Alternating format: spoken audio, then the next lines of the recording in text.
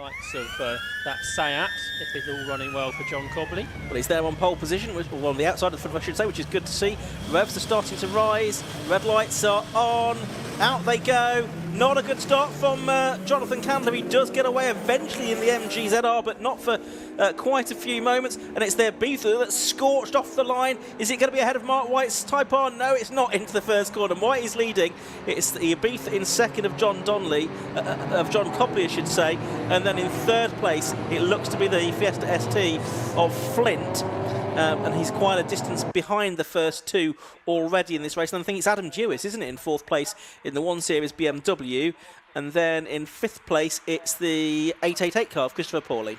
Yeah, so good start from Dewis and the rear-wheel drive BMW to move up 3 spots, helped by Jonathan Candler not really getting away at all well. But he will progress, you'd imagine.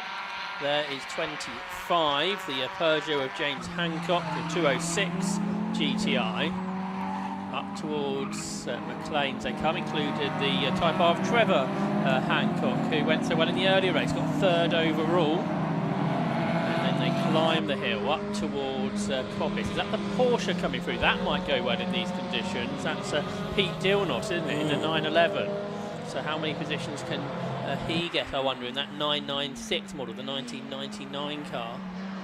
Now, is Cobley not looking all that good now? The car is dropping positions, the Class A car, which you wouldn't expect.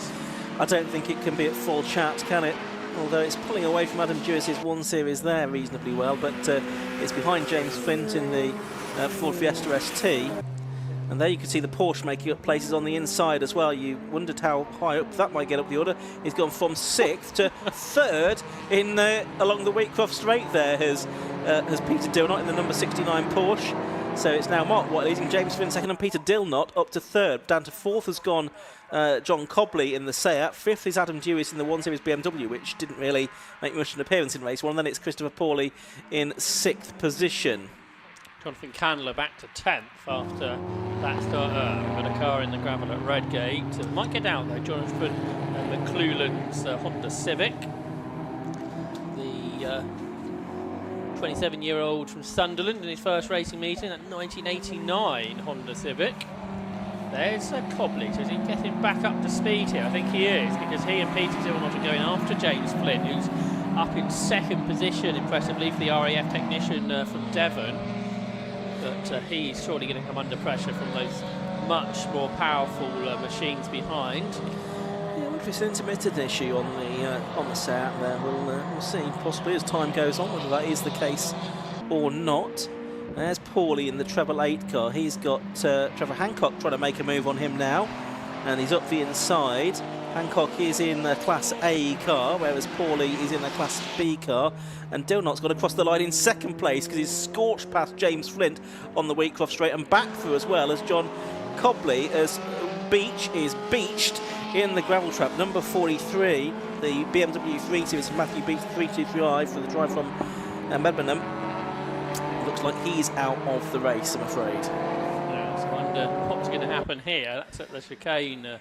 I think there's some side-by-side action at the approach to the Craner curves. That's Chris Pawley hanging on ahead of the later Honda Civic of Paul Chapman as they head down towards the old hairpin. Looks like Pawley now starting to get away. The RAF pilot from Cardiff, the former low-cost racer, and the AFRC sim racing champion over the winter months.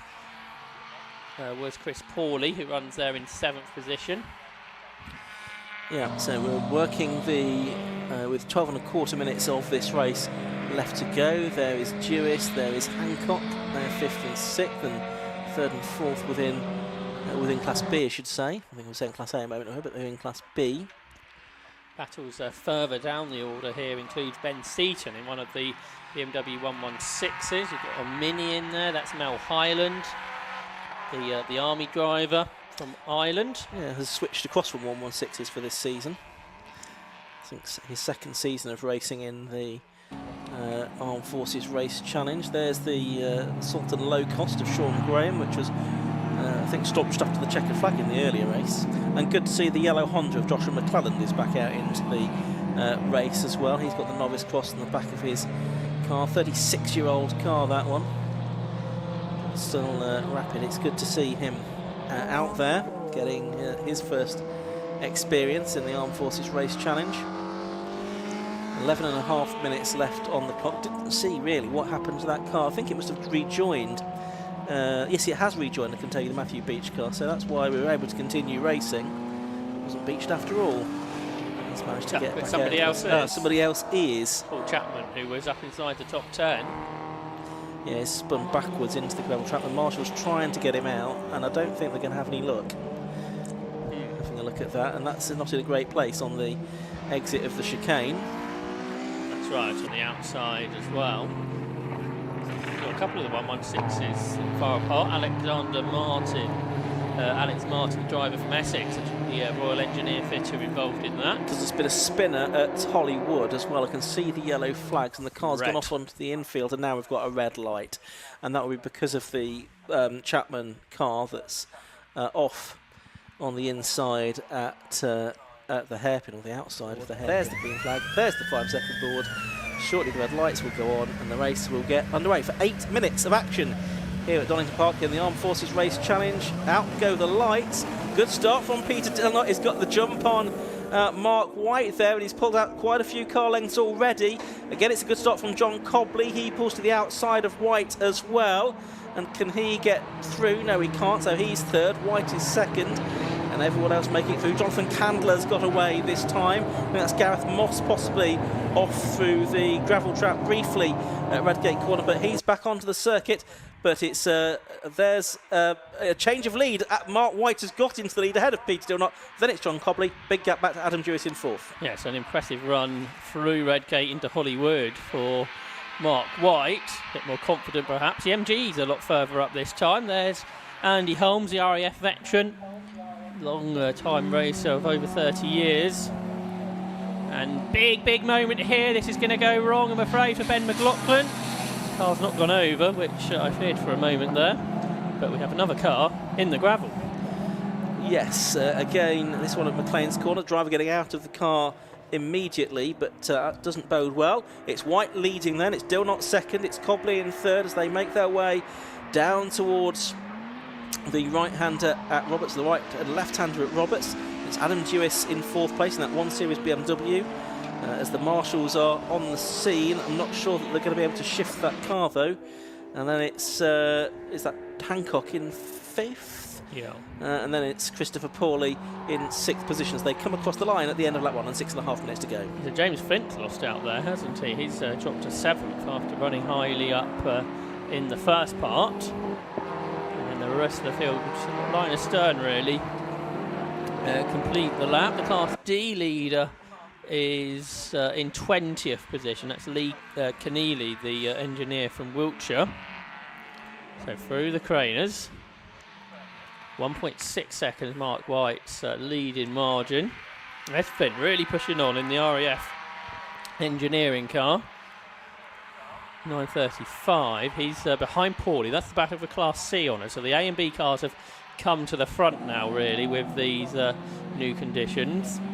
And McLaughlin's blocking our view through Schwann's curve, but hopefully that car can be left there under local yellow flags. Flint down the inside for the class lead on 888 Chris Pawley, and he gets there. So James Flint back to where he's been all day really, and that's at the top of Class C. Yeah, so Chris Pawley loses the position there in number 888, the driver from Cardiff, the RAF pilot, losing out to the car that also represents the RAF. And Mark White has just done a Class B lap record in the Armed Forces Racing Challenge. Who thought we'd get to that today? A 1:19.587. Good effort from Mark White. He's 2.5 seconds clear of Peter Dillon. John Cobley is there in third. And still this battle going on between Flint and Pawley for 6th and 7th, and for the class lead, Jonathan Candler is about to join in with them. He's won Class C races on many occasions before, and what price him actually getting involved with this, despite that issue at the first start of this race when he just didn't get off the line.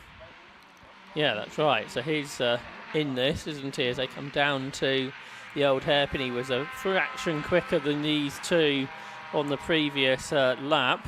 And good hatchback race in this, isn't it? Between three makes of car. You've got the Ford, the Renault, and the MG as well. So that's really good to see. A couple of the 116s going through. There's the snatch vehicle dealing with the Ben McLaughlin Renault Clio that's out of the race. Leaders already making their way down towards the chicane. Here's the James Flint and Chris Pawley battle with Jonathan Candler still only just behind him. Mark White, meanwhile, has come through to complete another lap. And now Peter Dilnot's gone faster. He's got the lap record now. He's done a 1:19.345.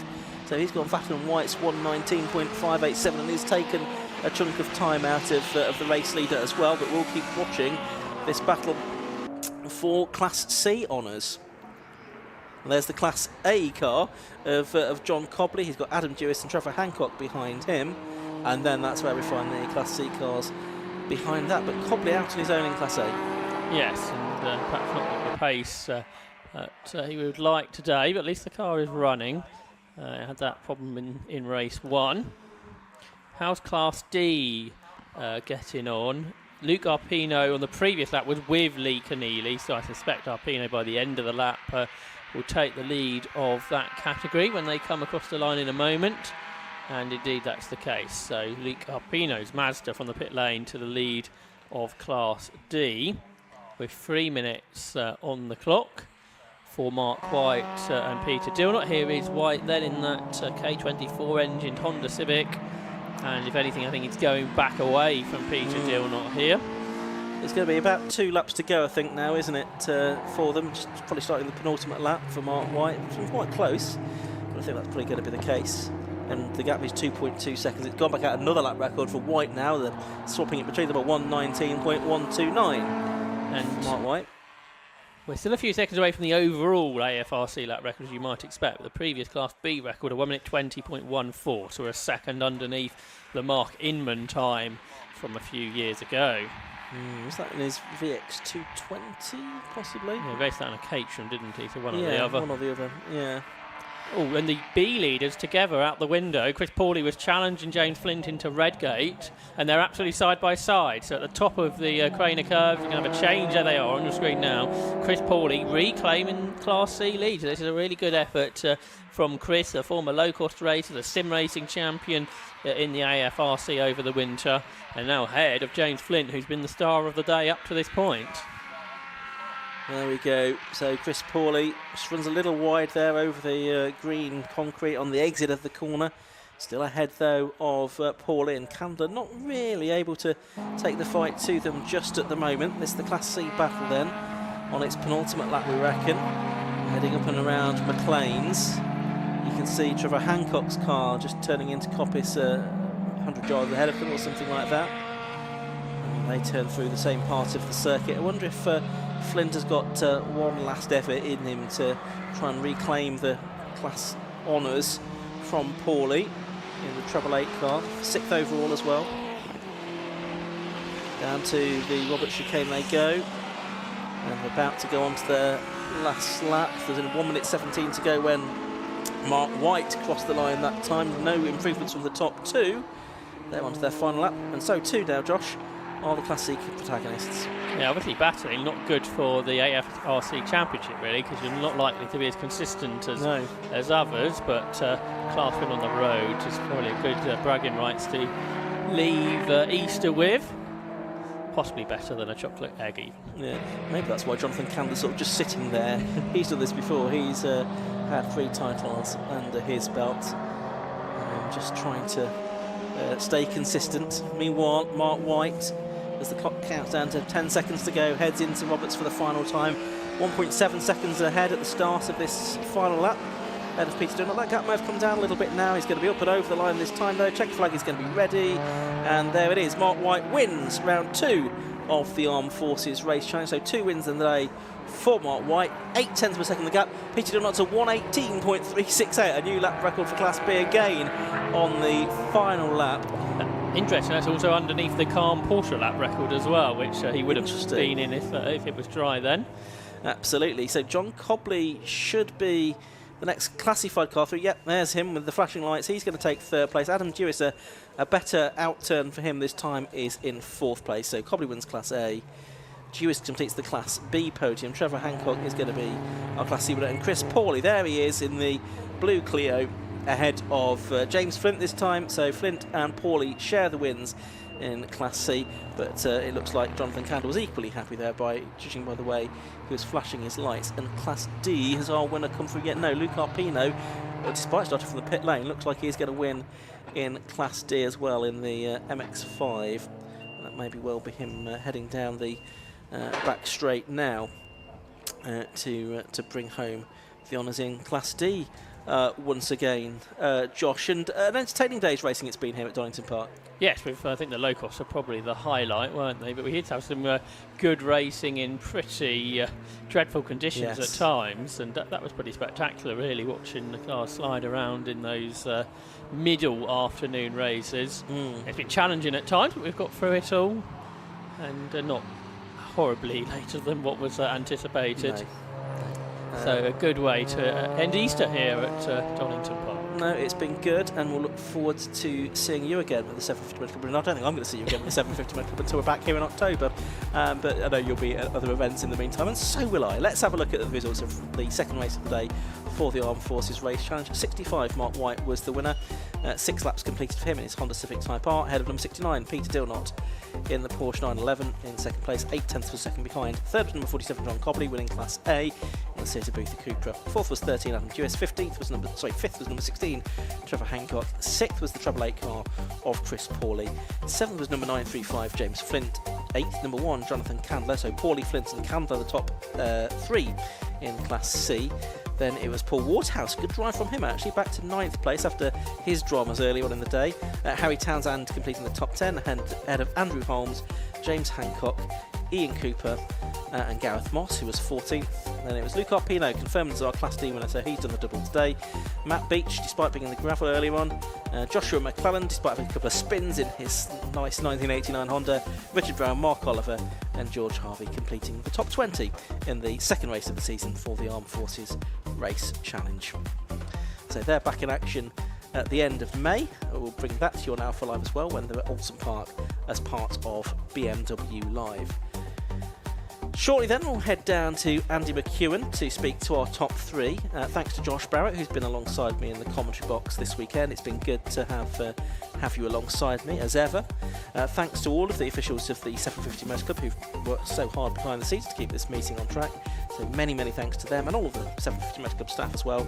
And once again, big thanks to all of the marshals for their sterling work here today, and to the competitors for putting on some very good racing in tricky conditions. We've very much enjoyed it. We're back here at Donington Park in October for some championship finals. Don't forget, next weekend here at Donington Park, it is the opening rounds of the British Touring Car Championship, 3 races for them, plus a full programme of support races as well.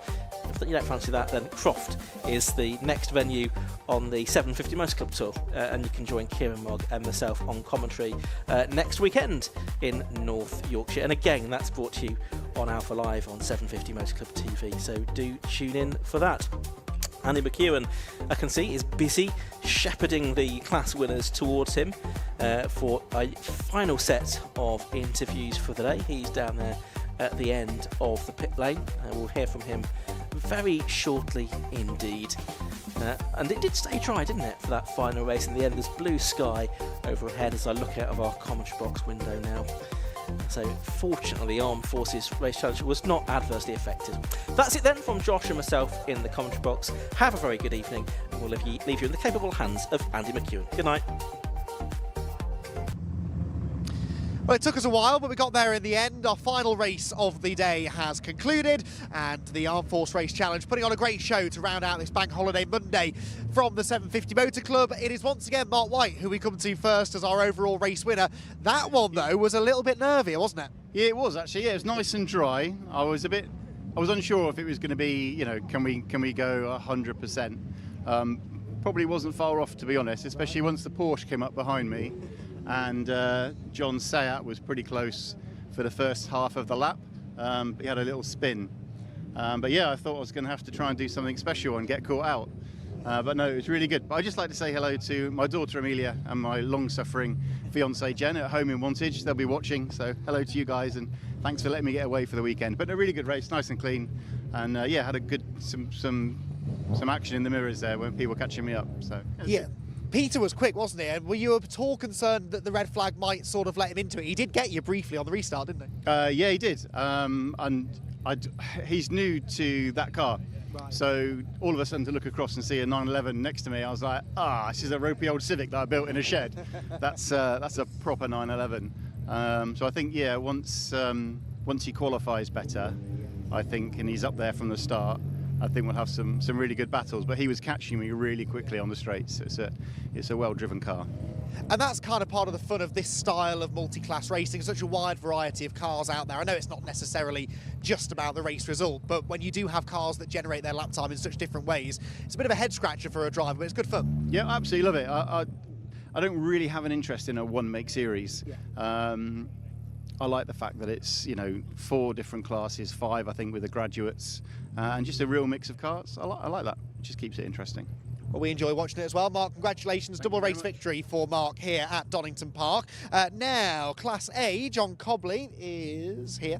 Well done. Class victory this time around. This car's been competitive all day, I think it's fair to say, but getting the class result this time around. Yeah, cheers. So I'm massively down on par. I've got a cracked, here come the excuses, obviously. Yeah.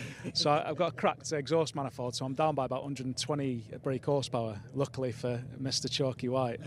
But last time I was here at Donington in 2022, it set fire. So this is my first outing since the car's been rebuilt. So yeah, I'm buzzing to get my first podium of my career, even though it was third. But yeah, we fix it and go again next time.